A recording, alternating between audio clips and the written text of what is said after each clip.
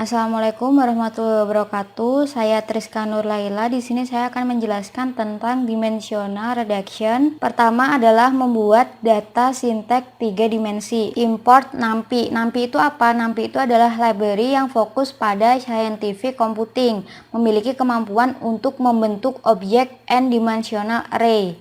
Nah, kenapa array? Karena dibandingkan dengan list, array itu konsumsi memorinya lebih kecil serta runtime-nya lebih cepat. Selanjutnya np.random.set. Jadi menetapkan nilai acak. Jika menjalankan kode yang sama, maka angkanya itu akan tetap. Selanjutnya ada variabel m, w1, w2, noise, angle. Angle itu sama dengan np.random.randm. Jadi kita akan menghasilkan angka random sebanyak m, sebanyak 60, dan setiap angka randomnya itu akan dikali dengan 3 dengan pi dan dibagi dengan 2 dikurangi 0,5. Selanjutnya ada x sama dengan np.empty m, 3. Jadi adalah set nilai dalam array dengan dimensi atau orde 60 kali 3. Di sini kolom ke-0 itu isinya rumus ini, kolom ke-1 ini, dan kolom kedua itu isinya seperti ini. Maka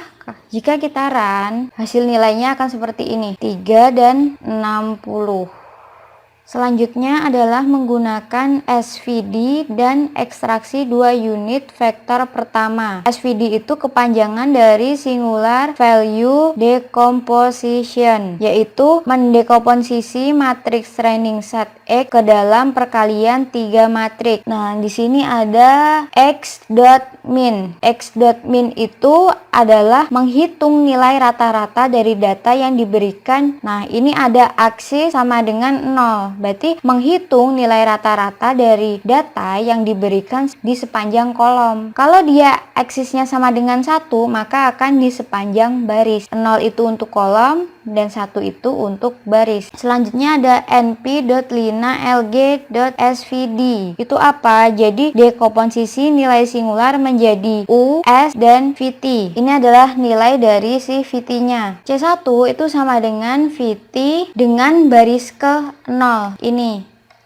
Nah, C2 itu vt dengan baris ke-1, berarti yang ini.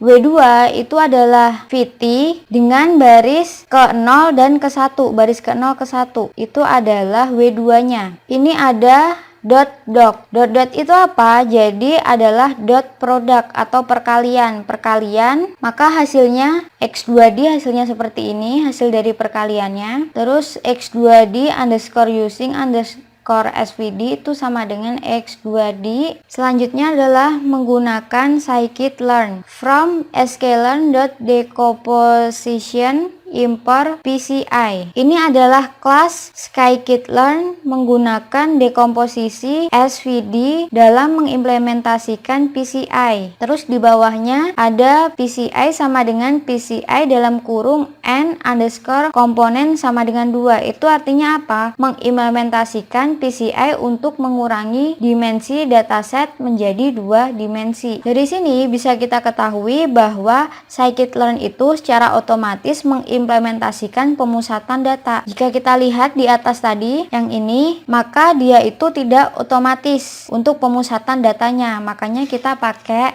scikit-learn. Selanjutnya fit transform x itu adalah transformasi data set. Terus di sini ada x2d.25, itu artinya menampilkan data dari baris 0 sampai 4, dari 0 sampai 4. Nah, akan ditampilkan. Ini juga sama karena isi dari x2d itu sama dengan isi dari x2d using SVD. Selanjutnya adalah PCA memberikan akses pada PC. PCA.component. Jika letaknya itu setelah fit transform, maka dia akan bisa digunakan. Nah, jika letaknya ada di sini, maka akan bisa diakses. Namun, jika letaknya sebelum fit transform, maka akan error. Kenapa error? Karena PCA belum memberikan akses pada PC. Selanjutnya adalah membandingkan dengan 2 PC yang dihitung menggunakan metode SVD.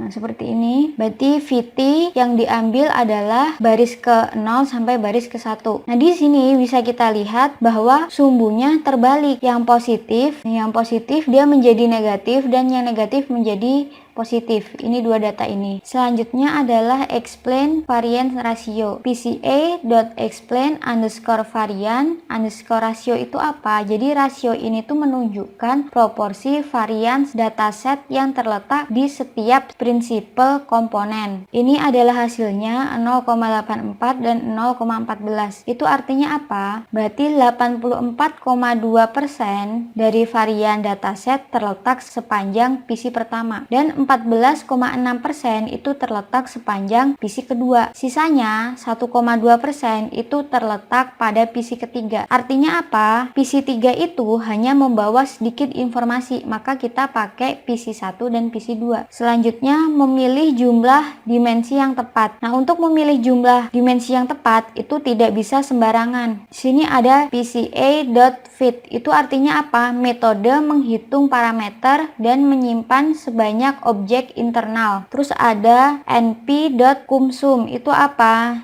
Jadi kumulatif sum, yaitu jumlah kumulatif elemen di sepanjang sumbu tertentu. Selanjutnya ada np.argmax. Itu apa? Mengembalikan indeks dari nilai maksimum di sepanjang sumbu. Nah, maka akan menghasilkan D sama dengan 2, artinya dimensi yang akan dipertahankan varian dataset itu sampai dengan 95%.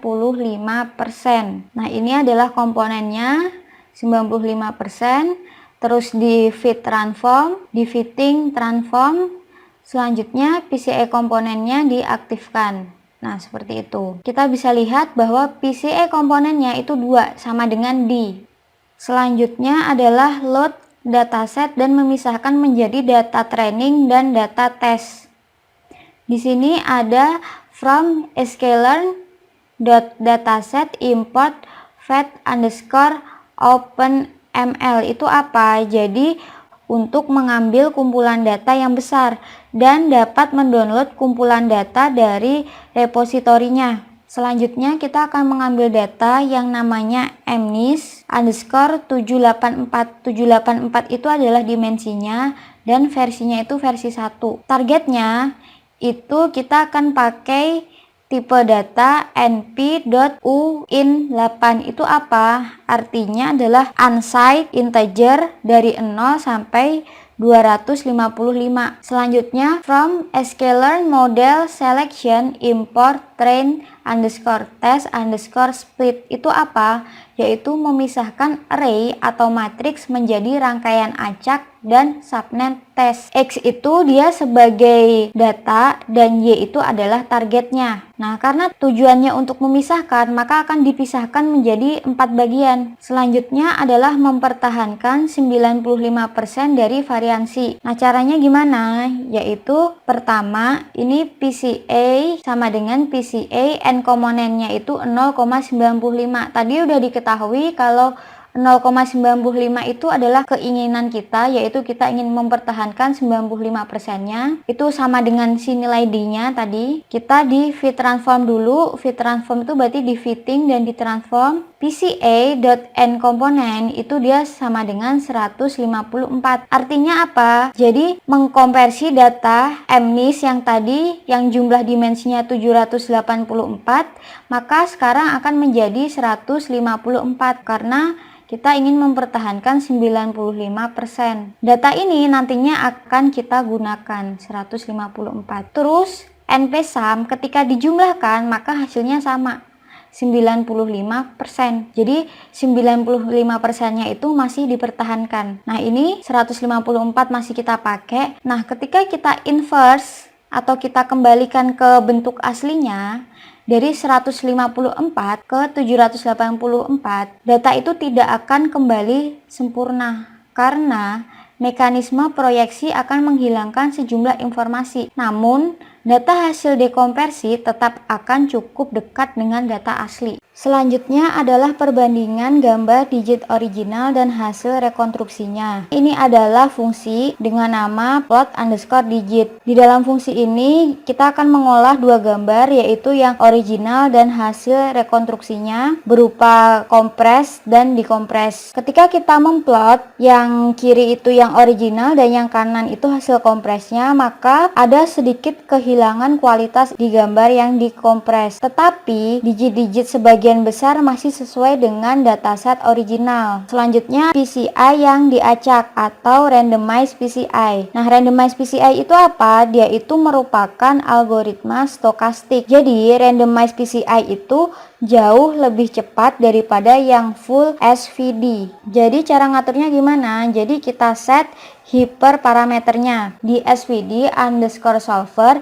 Ini kita bisa men-set ada 3 set, yaitu randomize itu untuk yang randomize PCI, full untuk yang full SVD, dan auto. Auto itu berarti dia bisa randomize atau bisa full. Auto jika M-nya atau jumlah training atau N jumlah feature-nya lebih besar dari 500 dan D-nya itu lebih kecil dari 80% dari M atau N, maka akan otomatis menggunakan yang randomize. Nah, jika kebalikannya, maka dia akan yang full. Selanjutnya adalah incremental PCI. Incremental PCI itu apa? Yaitu memecah training set masuk ke dalam memori untuk menjalankan algoritma. Training set dapat dipecah menjadi mini batch dan satu persatu dapat dijadikan input pada algoritma IPCA. Nah, metode ini bermanfaat untuk training set yang sangat besar dan untuk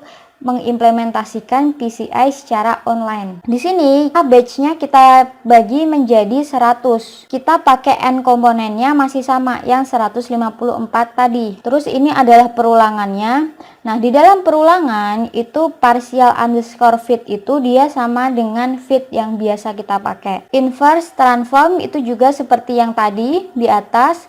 Selanjutnya memplot, maka hasilnya akan seperti ini. Ini adalah hasil gambarnya. Selanjutnya, hasil transform set itu menggunakan PCI reguler dan incremental PCI. Sini means-nya itu sama, true. Berarti PCI yang means dan incremental PCI yang means itu dia true atau sama. Namun tidak identik. Di sini bisa kita lihat bahwa variabel yang X redux dan X redux incremental PCI itu dia false. Artinya apa? Incremental PCI itu memberikan solusi apromaksi yang sangat bagus, tetapi tidak sempurna atau hasilnya itu tidak identik.